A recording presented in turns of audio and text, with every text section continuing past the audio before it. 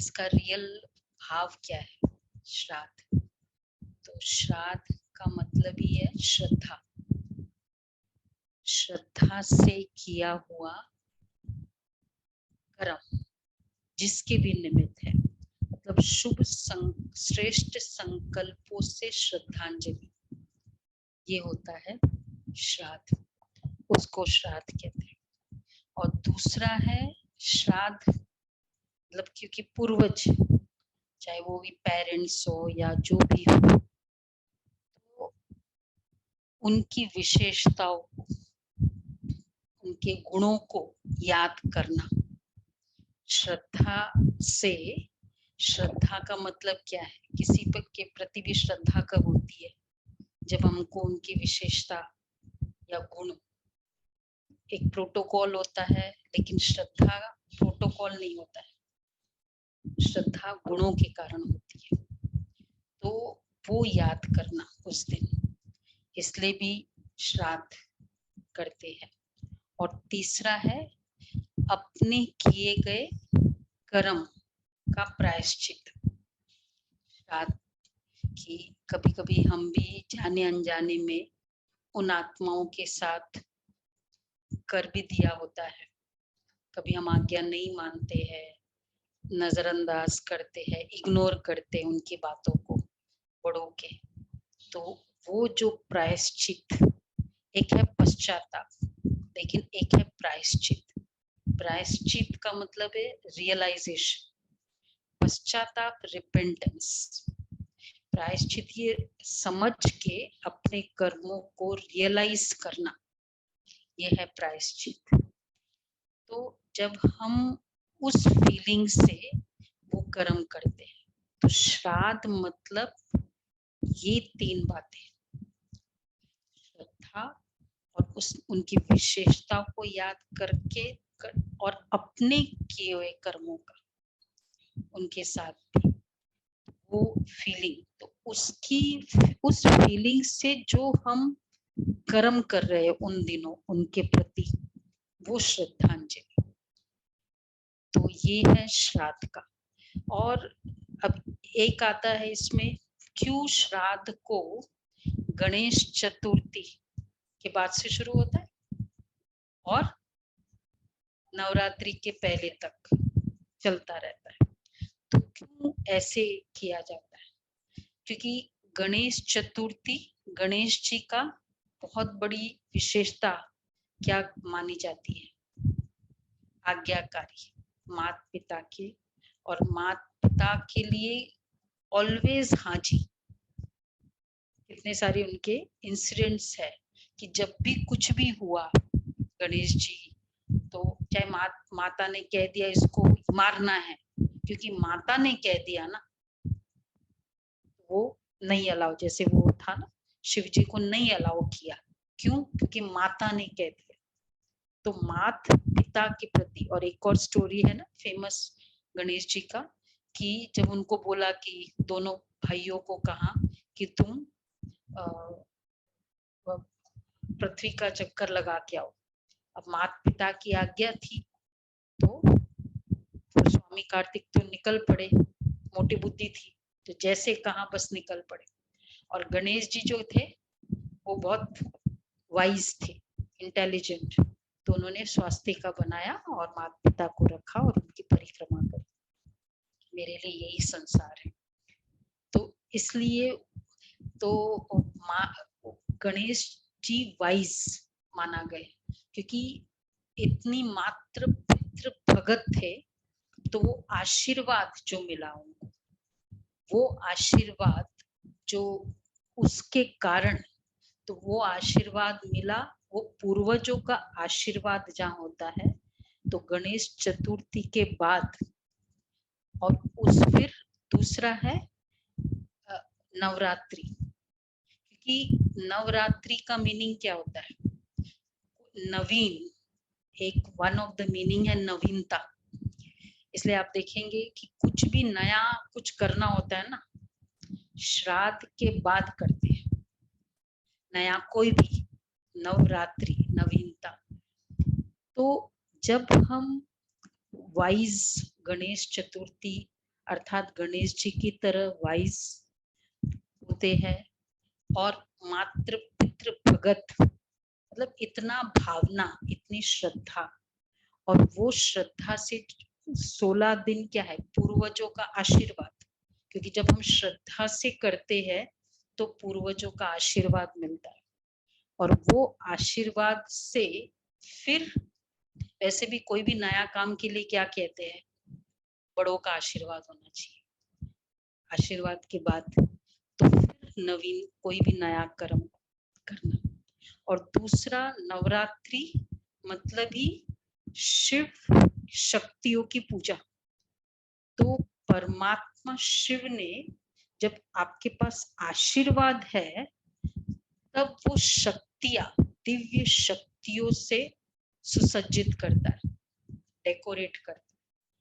जब बाबा हमेशा कहते दुआएं होंगी तो शक्तियां भी काम करेंगी, दुआएं फर्स्ट है, तो इसलिए ये आशीर्वाद मिलता है, और उसके बाद वो आशीर्वाद से दिव्य शक्तियां, इसलिए कभी कभी सिंपल शक्तियां कौन सी है, ये नहीं कि कोई वो, हमको तो पता है फिजिकल तो कोई बात है नहीं कि खड़क आ गया और वो सब आ गया, लेकिन कोई भी कार्य करने के लिए शक्ति चाहिए।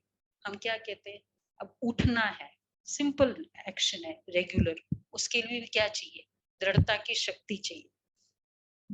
मुरली सुननी है, उसके लिए भी क्या चाहिए, शांति की शक्ति चाहिए, नहीं तो हम चलते फिरते सुन लेते हैं शांति से।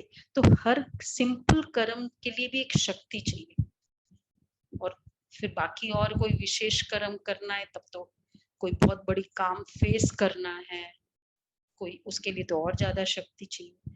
तो जब आशीर्वाद होता है तो उसके बाद शक्तियां मिलती है, तो इसलिए शिव ने शिव शक्ति की पूजा, तो वो शक्तियां तब मिलती है, और वो शक्तियों का बेस्ट, इसलिए और जब शक्तियां होती है तो बेस्ट डे नवीनता का कौन सा माना जाता है, दशहरा के दिन खरीदने के लिए हमेशा।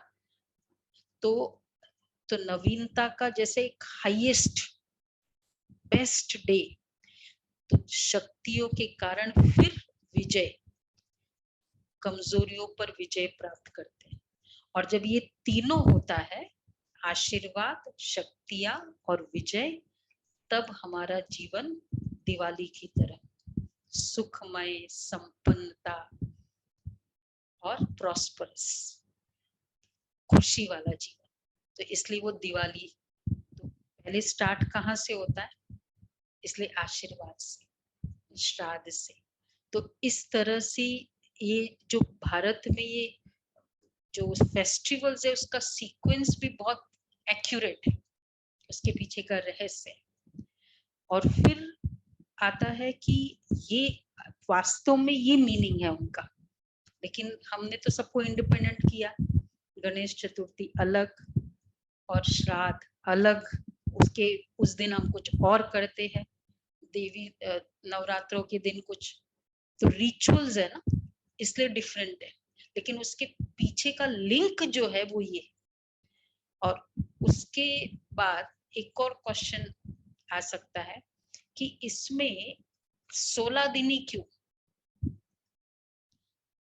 श्राद्ध का 16 दिन स्पेशल मानते हैं, क्यों 16 दिन, क्योंकि उसके पीछे एक स्टोरी है, मालूम है ना, कर्ण की, कि वास्तव में एक्चुअली श्राद्ध का वो किस वे से शुरू हुआ था, कि जब कर्ण शरीर छोड़ के स्वर्ग लोग गए, तो फिर जब उनको वहां भोजन मिलता था तो उनके थाली में ऑलवेज सोने चांदी, मतलब इस तरह की होते थे, और बाकियों को जो भोजन मिलता था, भोजन 56 प्रकार का, रोज रोज उनको यही मिलता था, खा ही नहीं सकते थे।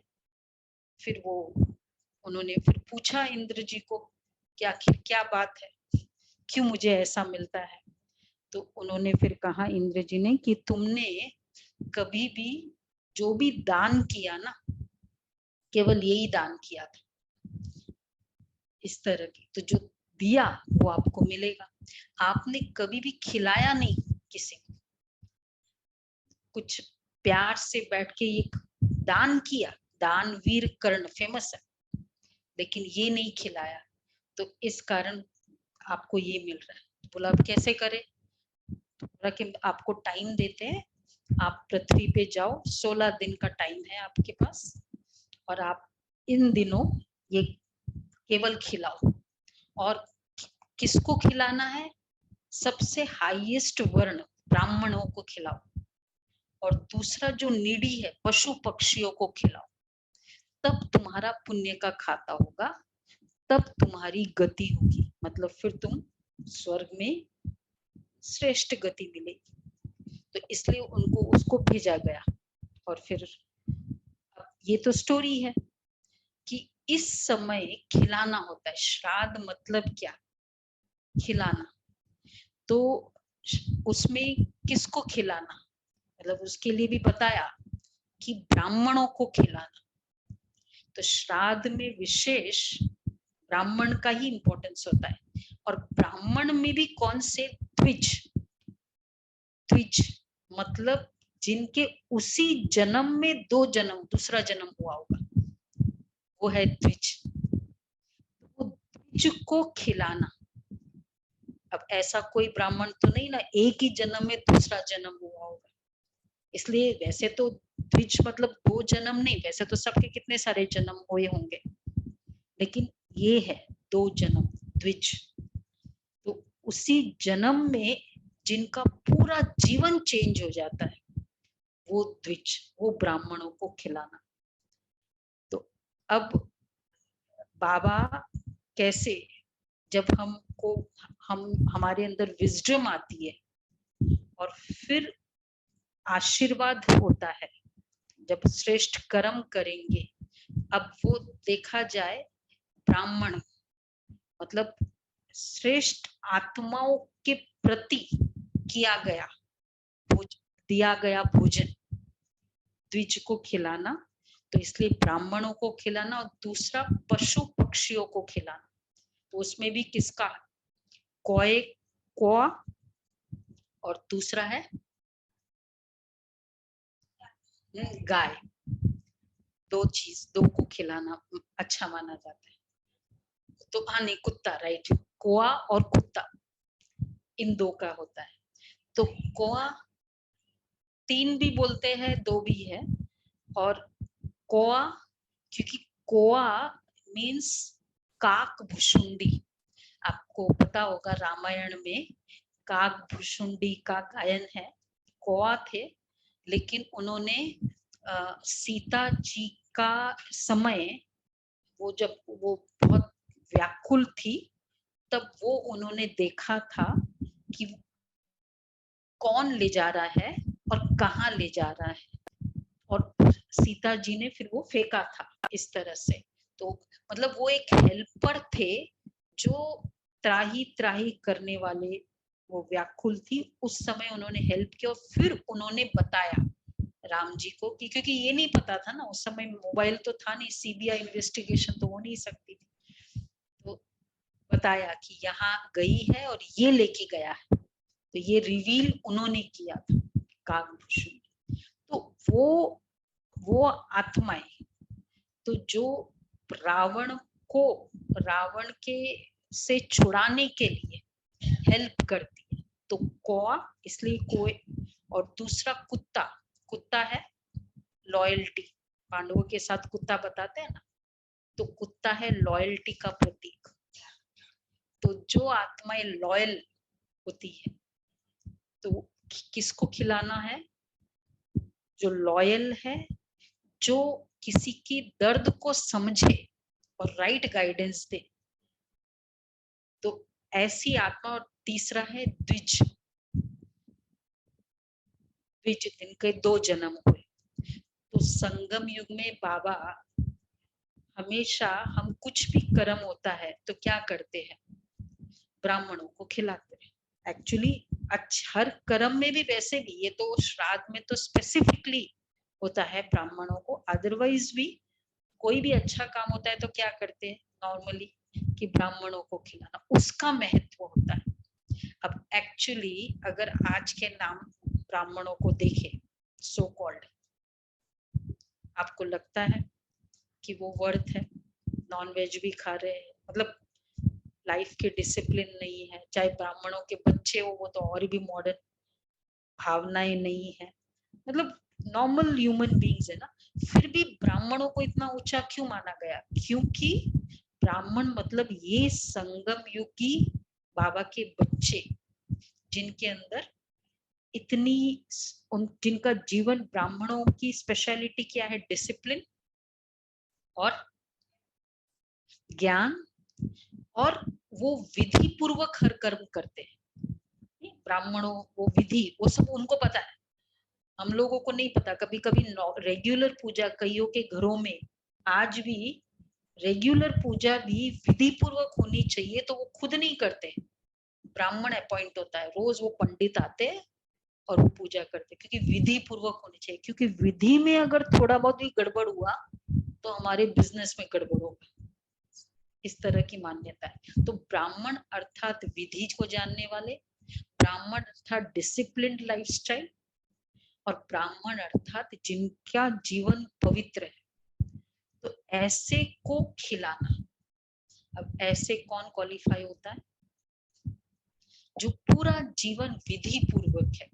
आजकल हमारा मर्यादा वाला चल रहा है, तो हमारे हर बात में कितनी मर्यादा है, कितना पीछे राज है, और एक विधि है, विधि पूर्वक। तो विधि पूर्वक हमारी लाइफस्टाइल, और दूसरा है डिसिप्लिन, पूरी जीवन पूरी डिसिप्लिन है, खाली वो एक दो दिनों की बात नहीं है, जीवन ही डिसिप्लिन है। तो ये वाले आत्माएं, और दूसरा पशु पक्षी, तो मतलब लॉयल्टी, लॉयल अर्थात सिंसियर। बाबा के बच्चों में जो सिंसियरिटी होती है ना, हम सब देखते हैं बाबा के जितने भी बच्चे, कोई भी सेवा का कार्य होता है तो किसी को कुछ पे नहीं मिलता है, मधुबन में भी जाते हैं हम सब देखते हैं ना, पे थोड़ी मिलता है किसी को, लेकिन पे करने पे वालों से भी ज्यादा सिंसियर है। शायद पेमेंट लेकर भी व्यक्ति इतना लॉयल नहीं होता है, सिंसियर नहीं होता है जितना, तो सिंसियरिटी। तो ऐसी आत्माएं जो सिंसियर है, ऐसी आत्माएं जो डिसिप्लिन है, तो इस तरह की आत्माओं को, और फिर ब्राह्मण अर्थात हर वो जो याद करके परमात्मा को ना, वो मंत्रोच्चार करते हैं, कभी भी वो भोजन भी खाएंगे ना, पहले उनका वो मंत्रोच्चार होता है, उसके बाद वो भोजन खाते, ऐसे डायरेक्टली नहीं खाते। और एक ब्राह्मण ने ऐसे खा लिया, एक बार किसी ने बुलाया, कोई यजमान था, उसने एक ब्राह्मण को बुलाया भोजन के लिए, किसी श्राद्ध की बात है, और वो ब्राह्मण जो है वो तुरंत, भूखा था बेचारा, बहुत भूखा था, जैसे ही सामने थाली आई बिना कुछ याद किया खाने लगा। यजमान को आया गुस्सा, बोले ये मेरा तो कुछ पुण्य होगा ही नहीं, तुमने तो कुछ वो विधि जो करनी चाहिए मंत्रोच्चार वो सब, तो उसको लगा, और वो जैसे छीनने ही वाला था उसकी थाली, ये क्या ब्राह्मण है। तो उतने में, जैसे मतलब स्टोरी है, आज आकाशवाणी होती है, तो कहते हैं कि परमात्मा कहता है कि अरे तू एक दिन खिला रहा है, एक दिन भी ऐसे को खिला नहीं सकता, मैं इस व्यक्ति को कितने सालों से पाल रहा हूं, ये तो उसकी रोज की बात है। मतलब कहने का भाव कि ब्राह्मण अर्थात याद करके और फिर वो कार्य करते हैं, हर कार्य। तो उन्होंने तो सिर्फ खिलाने की बात कही, लेकिन हर कार्य याद से, इसलिए उनके हर कार्य में मंत्रोच्चार जरूर होता है। तो मंत्र एक डिवाइन वर्ड्स है, तो डिवाइन वर्ड्स से कोई स्टार्ट करना, कोई काम करना, और हमारा है डिवाइन फीलिंग से कोई कार्य करना। तो मंत्रोच्चार मतलब परमात्मा का लिए, उनके लिए किए गए, यूज किए गए शब्द, और हमारा है उनके लिए किए गए संकल्प। तो कौन सा बहुत पावरफुल है? तो जिनके संकल्प हर कोई भी कार्य के प्रति भी बाबा को पहले हम याद करते हैं। तो संकल्पों में जिनका बाबा है और जिनका जीवन डिसिप्लिन्ड है, जिनके हर कर्म में मर्यादा है, अगर हम बैठते हैं उसमें भी मर्यादा है, अगर हम बोल रहे हैं उसमें भी मर्यादा है, चल रहे हैं बाबा के ज्ञान में तो इवन चलते हैं तो कैसे चलना है जिसमें आवाज न हो पैर का, मतलब हर कर्म मर्यादित हो, वो है ब्राह्मण। तो ऐसे ब्राह्मणों को खिलाना, तो इसलिए ऐसे ये ऐसी आत्माएं जब खाती है तो क्या होता है, तृप्ति, आशीर्वाद। अब वो इसलिए उन्होंने पूर्वज, तो पूर्वजों के लिए फिर वो कर्ण को भेजा और उनको बोला कि अब तुम अपने पूर्वजों को खिलाओ, जिन्होंने जो भी आपके पूर्वज है तो उनको तुम खिलाओ, उनको संतुष्ट करो, और फिर जब वो संतुष्ट होंगे, अब उनको कैसे खिलाएंगे, वो तो चले गए, तो थ्रू ब्राह्मण उनको खिलाया जाएगा।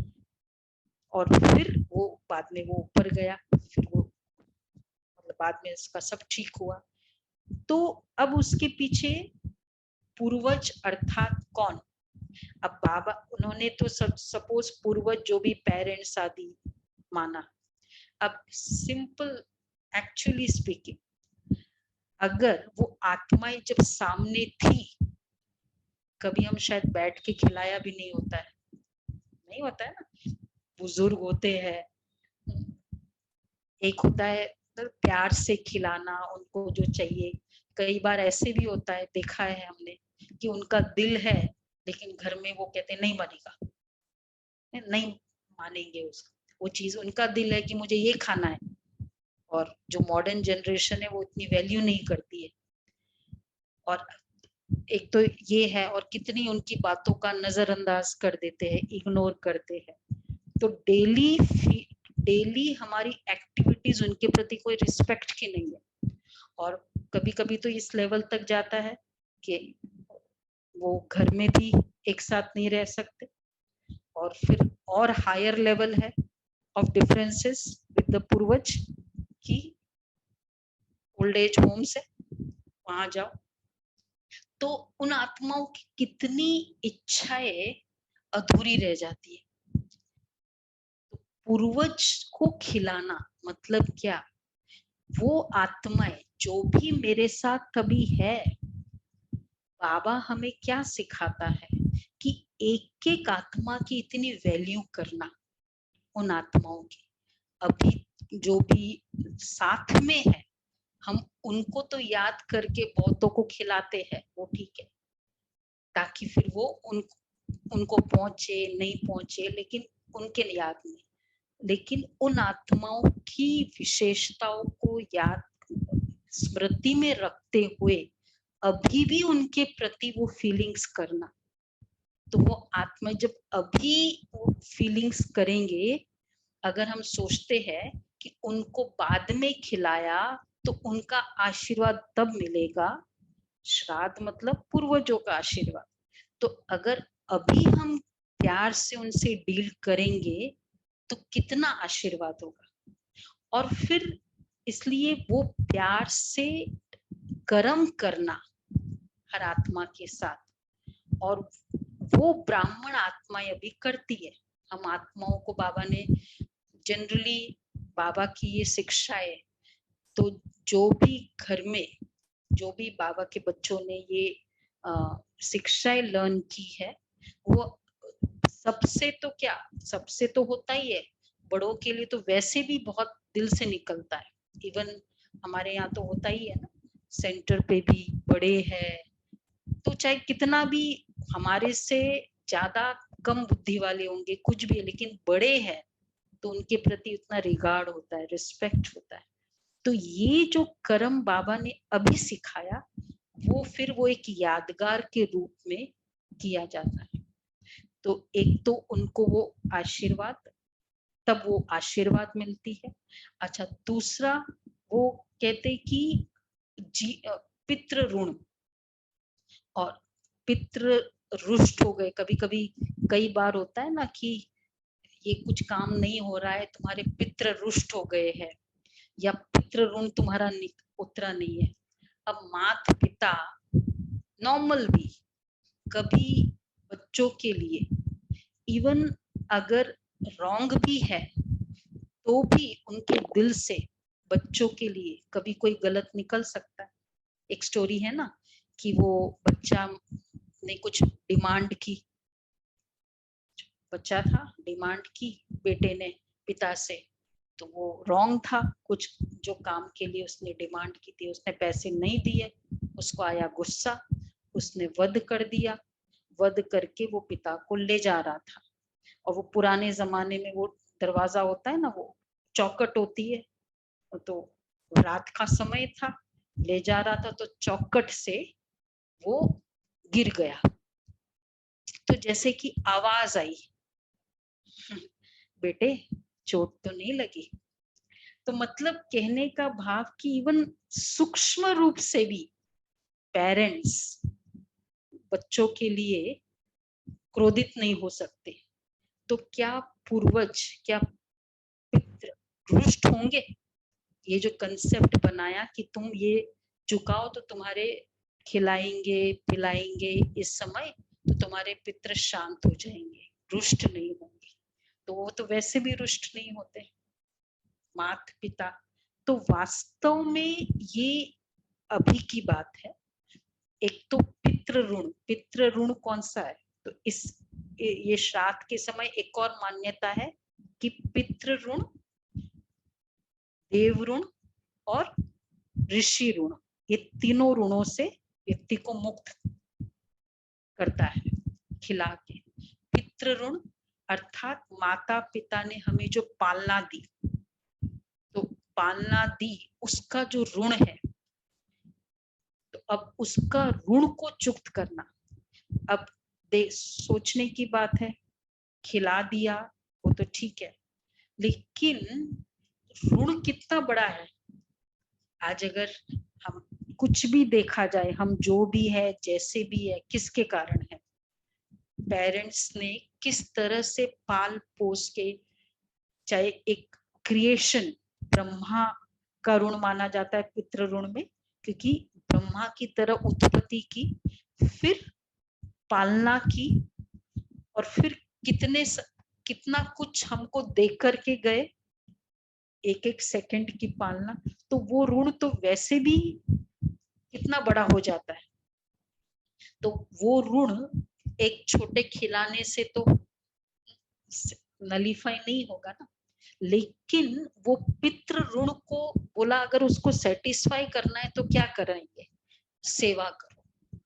तो पितृ जितना आप सेवा करते हैं, ऑफकोर्स जब वो है उस समय वो आत्माएं, और अदरवाइज भी आप सेवा करते हैं, और अगर वो सेवा उसके निमित्त किया जाता है तो वो आत्माएं फिर संतुष्ट, जैसे वो आत्मा के अकाउंट में जाता है। तो सेवा करना, तो वो पितृ ऋण चुक्त, क्योंकि इतनी आत्माओं को तुमने संतुष्ट किया, तो जो एक मैंने इतना लिया, वो डेट जो है, तो वो सेवा करने से चुक्त हुआ। तो वो तो बाद में वैसे सेवा हम करें, लेकिन वो आत्माएं जब है उस समय दिल से उनकी सेवा, और एक संकल्प भी ना आना। कभी कभी बैठे होते हैं बुजुर्ग है, हम कहते क्या है, बहुत इंटरफियर करते हैं, मतलब कितने संकल्प चल जाते हैं उनके प्रति, एक घृणा के, ईर्ष्या के। अब ये संकल्प इतने सारे हम इकट्ठे करते हैं, और फिर जब शरीर छोड़े तो बाद में खिला दो, तो वो इतना ज्यादा, वो वाइब्रेशंस तो वो आत्मा को मिल ही रहा है, वो तो उस आत्मा के लिए किया गया, तो वो आत्मा को तो उस समय उसका अकाउंट, हमारा उसके साथ इस तरह का अकाउंट बना ही हुआ है। तो एक तो वैसे ही ऋण, ऊपर से इस तरह की फीलिंग्स उस आत्मा के प्रति, तो हमारा डेट कितना ज्यादा है। बाबा हम बच्चों को इसलिए ये सिखाता है कि बच्चे किसी के प्रति भी, चाहे वो पेरेंट्स हो चाहे वो अदरवाइज भी, कोई भी आत्मा के प्रति वो एक संस्कार होता है। एक आत्मा के लिए किया गया, लेकिन वो एक्चुअली वो डिस्टर्ब होने का, तंग होने का एक संस्कार होता है, वो सब जगह चलता है। फिर वो जो जो नहीं बोल सकता है उसको थोड़ा ज्यादा कर लेते, दिखाई देता है, तो वैसे तो वो संस्कार होता है। तो ऐसे 9 संस्कार, तो पितृ ऋण कब चुकता होगा? पहले तो वो फीलिंग उस आत्मा के प्रति, और ऑलवेज देने की फीलिंग। बाकी ये तो नहीं कि वो परवरिश की तो हम उसको कैसे चुका सकते हैं। जो उनके लिए हम जितनी श्रेष्ठ संकल्प करके उन कर्म जो कर रहे हैं, वो सारे कर्म उनके सामने, उनके होते हुए श्रेष्ठ कर्म करना उनके साथ। जैसे नो इग्नोरेंस, इग्नोर कर देते हैं, मानते नहीं है, उनको नींद नहीं आती है। कई बार होता है ना, कितने एक दो इंसिडेंट हो ही सकता होगा कि नींद नहीं आ रही है हमारे कारण। तो ये सब क्या हो रहा है? डेट है हम आत्माओं में। तो वो डेट ज्ञान में बाबा हमें इस तरह चुकाते हैं। तो वो जो ऋण है, ज्ञान के कारण हमारे कर्म वैसे ही श्रेष्ठ होते, और ऐसे श्रेष्ठ कर्म से फिर वो आत्माओं के दिल से जो फिर आशीर्वाद निकलती। एक होता है नॉर्मल, मेरा बच्चा है इसलिए आशीर्वाद, और एक है हमारे कर्म ऐसे है कि उनको दिल से वो आशीर्वाद निकले। तो ऐसे आशीर्वाद निकलना, और फिर देवऋण।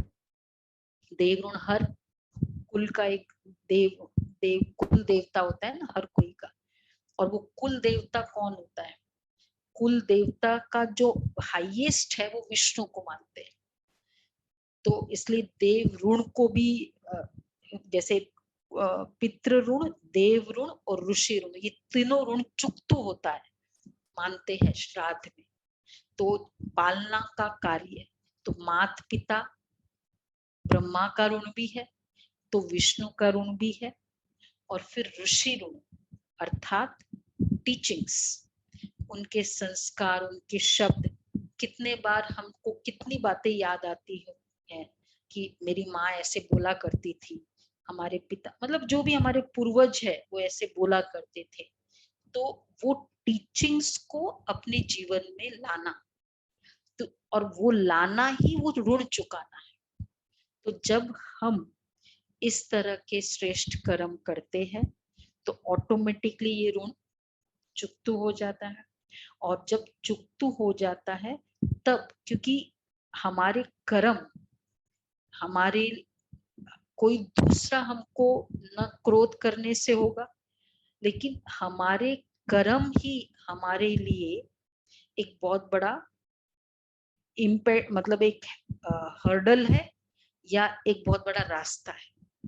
तो जब हमारे हर कर्म इतने श्रेष्ठ होते हैं तो ऑटोमेटिक वो आत्मा एकदम चुप मुक्त अवस्था में है। और फिर वो मुक्त अवस्था में एकदम फ्री, क्योंकि जितना आशीर्वाद लिया होता है, अगर एक किसी को खिलाने से भी आशीर्वाद मिल सकता है, तो अगर वो आत्मा जब है और उसके एक एक संकल्प को हम इतना रिगार्ड देते हैं, वैल्यू करते हैं, तो उस आत्मा का कितना आशीर्वाद होता है। तो जब वो ऐसे आशीर्वाद से फुल जो आत्मा है, वो फिर शिव की शक्तियों से सुसज्जित होती है। तो इसलिए उसके बाद नवरात्र, तो ऐसी आत्माओं के लिए ही दुआओं से भरी हुई सोल ही फिर दुआएं देती है। शक्तियां क्या करती है? ऐसे करती है, तब वो दुआएं दे सकती है, क्योंकि उसके पास इतना स्टॉक है दुआओं का। तो परमात्मा के, बाबा के ज्ञान से हमारे अंदर ये वाली फीलिंग्स आती है, उसके कारण फिर हमारा स्टॉक बहुत अच्छा होता है। इसलिए हमको पूछना है, पेरेंट्स है, कोई भी पूर्वज है, और अदरवाइज भी हर आत्मा के प्रति अगर मेरा श्रेष्ठ संकल्प है तो मेरे अंदर कितना वो स्टॉक है। और फिर ये स्टॉक हम दूसरों को दे सकते, जिसको कहते देविया।